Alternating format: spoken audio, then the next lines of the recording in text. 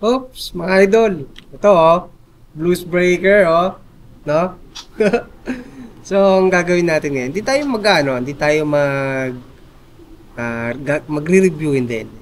Ang gagawin natin ngayon is tuturo tayo para sa mga beginner sa mga beginner, hindi para sa mga marunong na.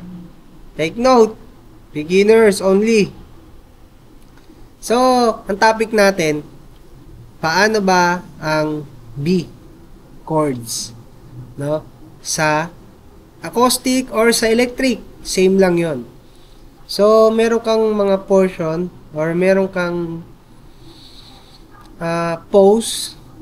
posting, tama ba?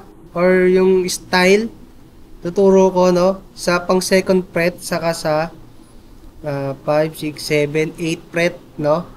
So, ito yung unang-una. Ganito yung tunog. Pakinggan mo muna.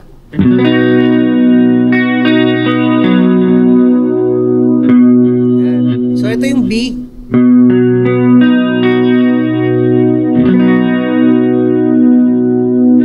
Tingnan mo yung position yung position. Then, pwedeng gantong position. Yan.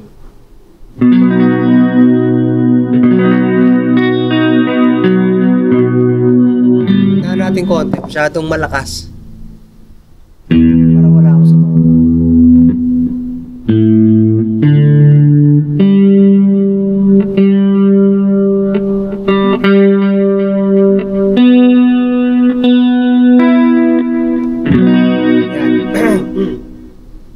So, yung gantong position, naka-flat sa pangalawang fretboard, no? Tapos itong tatlong daliri mo, ito is magkakatabi sila, no? Nakaganyan. Ngayon, pwedeng ganito. Tatlo lang, then ito na sa ilalim. Yung pinakaunang mong daliri. Ngayon, ang pag-click naman nun is dito magsisimula sa pang-apat na strings, no? Dito.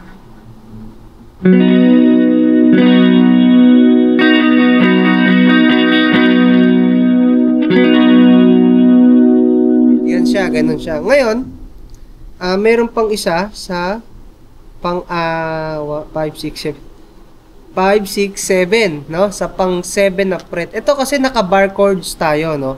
So, ang position niya ganito. So, lahat naka-flat sa pang 7 na frets. Then, yung etong dalawa mo, ang gagamitin mo. So, 7, 8, 9. Tapos, 9 din. Yung pangalawa. Tapos, etong gitna, no? Etong gitna mo, lalagay mo dito sa 8. Ayan, no? So, tingnan mo maigi. Yung position niya. Yan.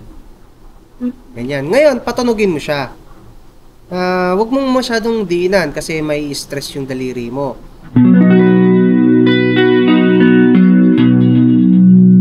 Dito, 6 yung in-strumming natin. Kasi naka bar chords tayo ng buong notes or buong lahat ng string, 6 na string, binar chords natin. Kaya, ginawa natin is lahat ng strings kinalabit natin. Ngayon, pag nandito tayo sa second fret, 5 strings lang yung kakalabitin natin.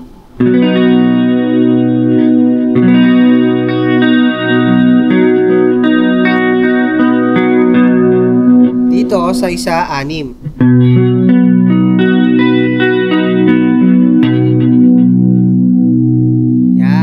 So, sana may natutunan ka sa video natin ngayon, no? Sa 5 minutes video natin na ginagawa sa guitar tutorial, no? So, ayan yung B, no? Paano ba mag-B chords? So, dalawang klase yun. Tandaan mo yung B dito sa second fret, then yung B dito sa pang 7th fret, no?